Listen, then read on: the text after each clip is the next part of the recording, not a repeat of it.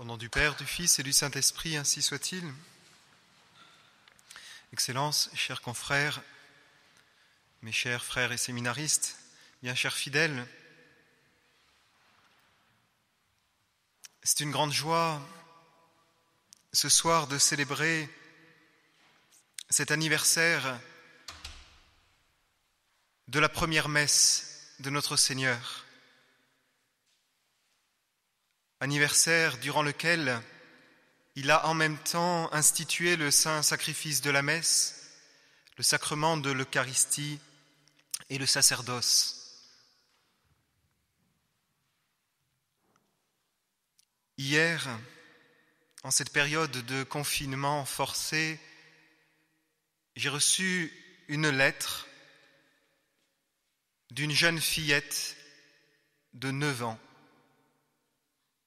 Et cette lettre touchante me disait « Monsieur l'abbé, la chapelle me manque beaucoup, la messe aussi. Nous regardons la messe sur l'ordinateur, mais c'est quand même pas pareil, écrivait-elle. Et surtout, la communion me manque. » Et elle concluait en disant « Monsieur l'abbé, s'il vous plaît, venez chez nous. »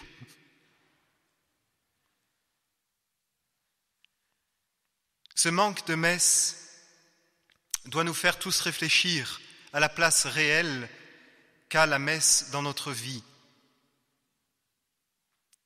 Et nous ne faisons pas là du sentimentalisme, mais nous devons mettre au diapason notre cœur avec celui de notre Seigneur.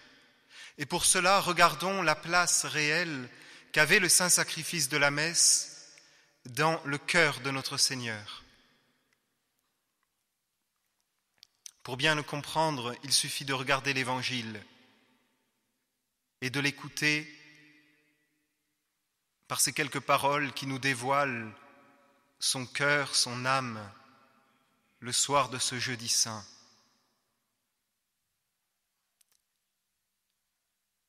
Pour bien comprendre ce qu'est la messe, pour l'aborder d'une façon juste, je vous rappelle simplement ce qu'en dit le Concile de Trente, dans sa 22e session,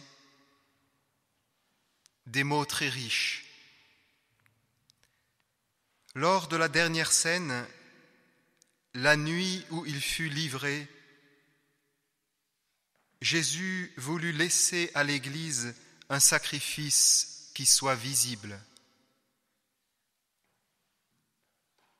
Par là, serait rendu présent le sacrifice sanglant qui devait s'accomplir une fois pour toutes sur la croix.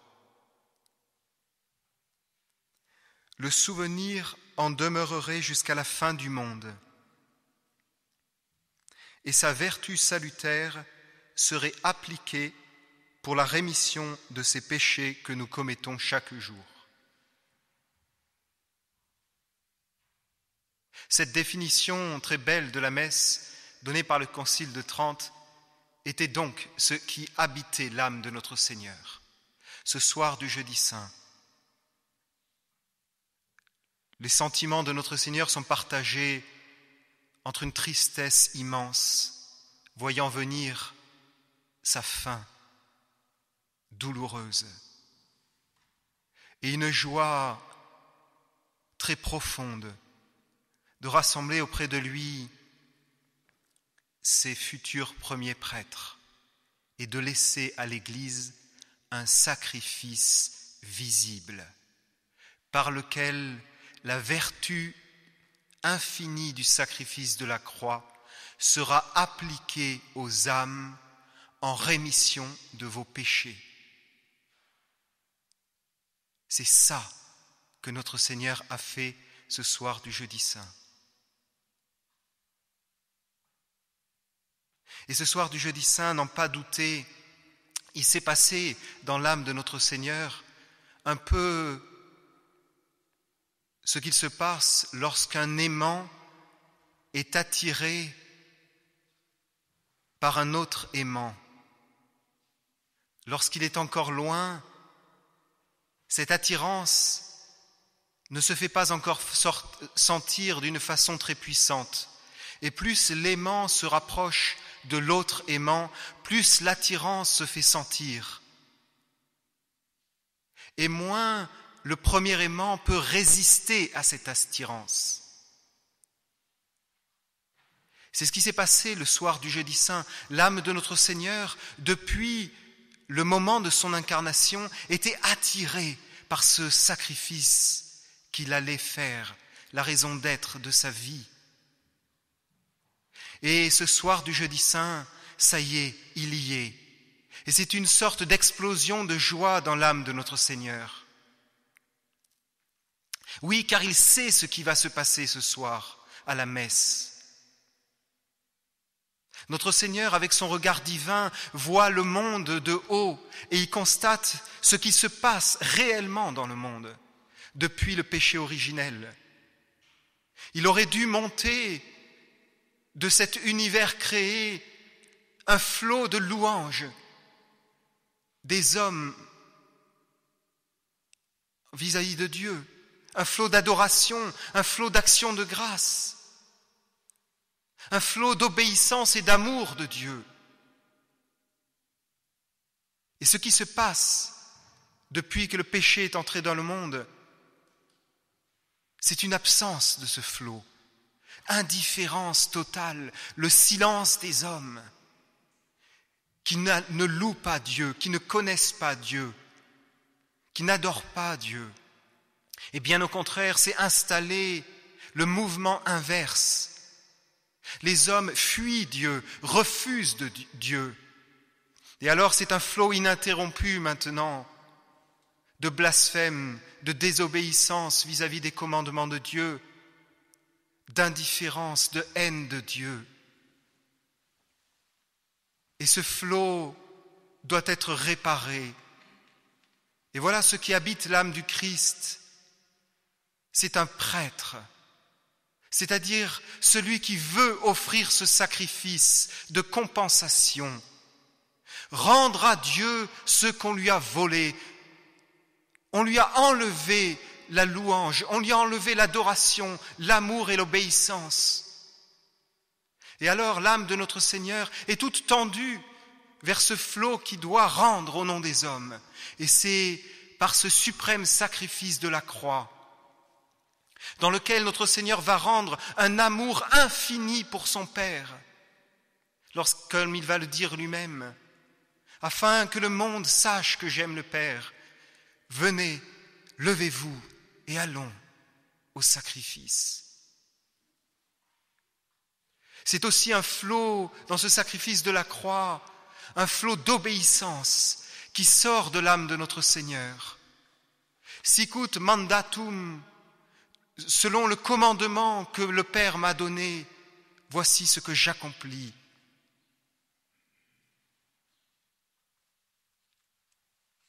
Oui, c'est ça, l'âme de notre Seigneur en ce soir du Jeudi Saint. Il institue la Sainte Messe pour que ce sacrifice qui est invisible dans l'âme de notre Seigneur, ce flot de louanges, d'action de grâce, d'adoration, de réparation, c'est dans l'âme de notre Seigneur. Cette âme si parfaite, si unie à Dieu, invisible. Et alors cela doit être rendu visible. Et cela sera rendu visible sur la croix. Manifestation et réalisation de ce sacrifice invisible. Mais ce sacrifice de la croix a eu lieu il y a 2000 ans en arrière. Et il faut, dit le Concile de Trente, que ce sacrifice demeure visible pour nous autres jusqu'à la fin du monde. Il faut que les hommes voient de leurs yeux ce sacrifice visible et ainsi pénètrent l'âme de notre Seigneur Jésus-Christ et mettent leur propre âme au diapason de l'âme de notre Seigneur. Et c'est le but de la messe.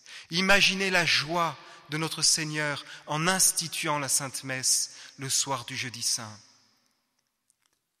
Et ainsi, le prêtre catholique, en célébrant chaque matin sa Sainte Messe, met son âme dans ses sentiments. Le prêtre catholique jour après jour, messe après messe, essaie de plonger son âme dans celle de notre Seigneur Jésus-Christ. Eh bien vous, chers fidèles, c'est la même chose. C'est ainsi la véritable et profonde participation active à la messe. C'est une participation bien active, mais intérieure, qui doit saisir votre âme, qui doit rentrer dans ce mouvement de l'âme du Christ qui monte vers son Père. Mouvement de louange, mouvement d'adoration, mouvement d'offrande de soi, de don de soi, jusqu'à la fin, jusqu'au sacrifice. Mouvement de regret de nos péchés.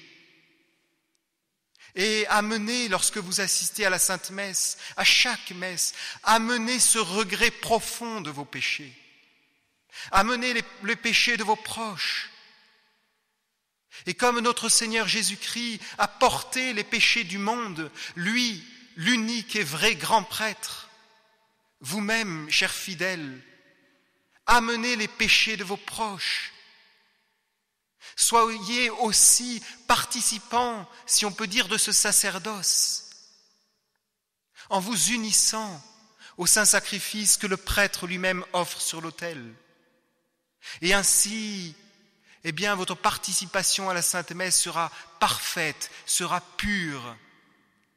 Et vous voyez bien, mes bien chers frères, c'est ainsi que la messe a une influence dans votre vie. Si vous assistez à la messe d'une façon simplement sentimentale, peut-être vocale, peut-être visuelle, c'est très bien, c'est un bon début. Mais vous comprenez que vous ne pénétrez pas à l'intérieur. Et vous partirez de la messe sans grand fruit.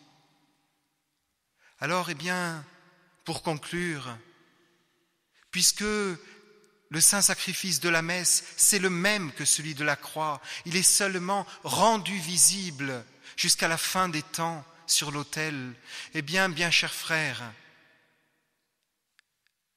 comprenez la place de la messe dans votre vie.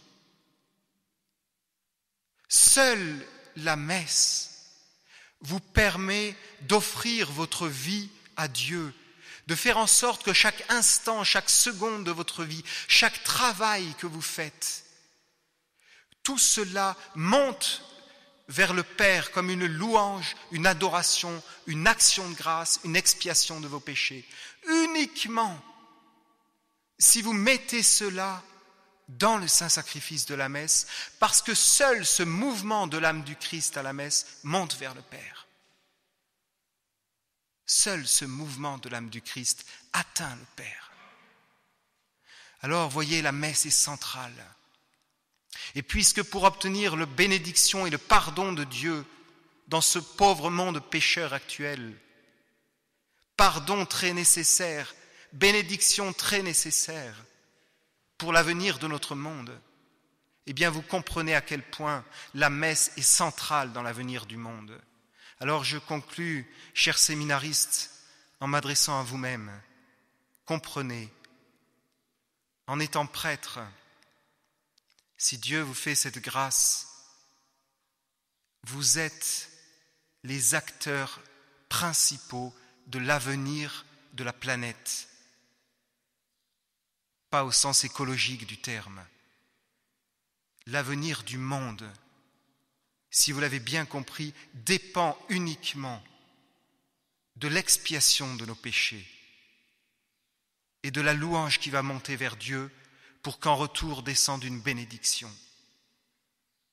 Et ainsi, n'en doutez pas, votre vocation future de prêtre, cette vocation-là, eh bien, c'est central. Il n'y a pas de chose plus belle qui puisse exister au monde si on y réfléchit un tant soit peu. Alors bien, chers frères, en ces quelques jours saints, chers séminaristes, mettez jour et nuit votre âme au diapason de celui de notre Seigneur qui va à sa passion pour obtenir le salut du monde. Au nom du Père, du Fils et du Saint-Esprit, ainsi soit-il.